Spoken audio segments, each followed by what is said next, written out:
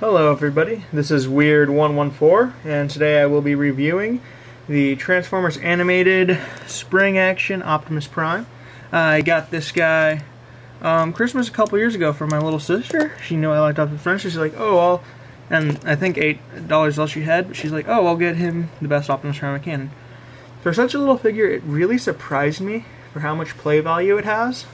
I mean, okay, here's a basic tour. This is his vehicle mode. As you can see, it's a nod to his animated form, of course, but there's this big gap in between the front and the wheels. Not really complaining. I mean, for such a small toy, I think they did a really good job translating as much as they could of it. Big gap in the back, but it rolls around nicely enough.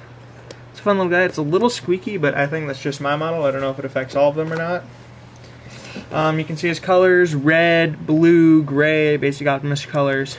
He's got lighter blue and lighter red on the top for the emergency lights, and that's really all there is to it. Yellow on the headlights, and we're going to take him through his transformation.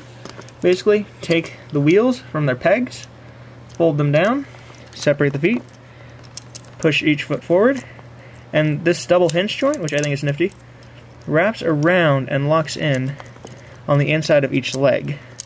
Now for the rest of it, you pull this trigger and he pops out. Fold out the hands, fold down the forearm, and there you have Optimus Prime. He has essentially the same proportions as his bigger figure. I'm having a little trouble standing him up. I think he looks really good. I mean, you have the face mask, the big chest, small waist, thighs, and big lower legs. I mean, just like the bigger figure. I really like his robot mode. I think they focused a lot more on making that more accurate to the show than his vehicle mode. I mean, and you can tell. But let's go over articulation. Head rotates 360, can go up and down a bit. It's interesting because the bottom of his neck is on the ball joint and not his head.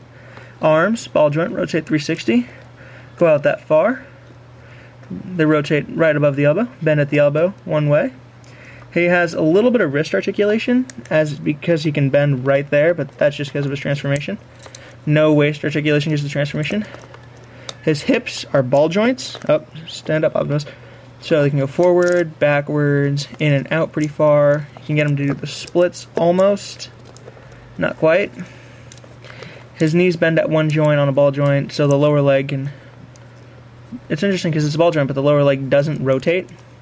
He has no articulation past that point because of the transformation. Otherwise, he would have some ankle articulation.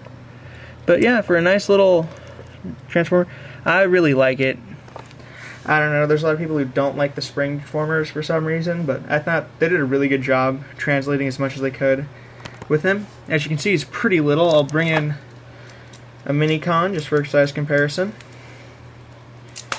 Although you can't really do too accurate size comparisons with the animated series, just because they all have the odd proportions. But there you go, he's only about 2 mini-cons stacked on top of each other. I really like it. I think it's a nice little addition to any collection. I mean, just if you want to play with something, and it's easy to transport because of the size, you can really take it anywhere. Well, this has been Weird114, saying I like this Optimus figure, and goodbye.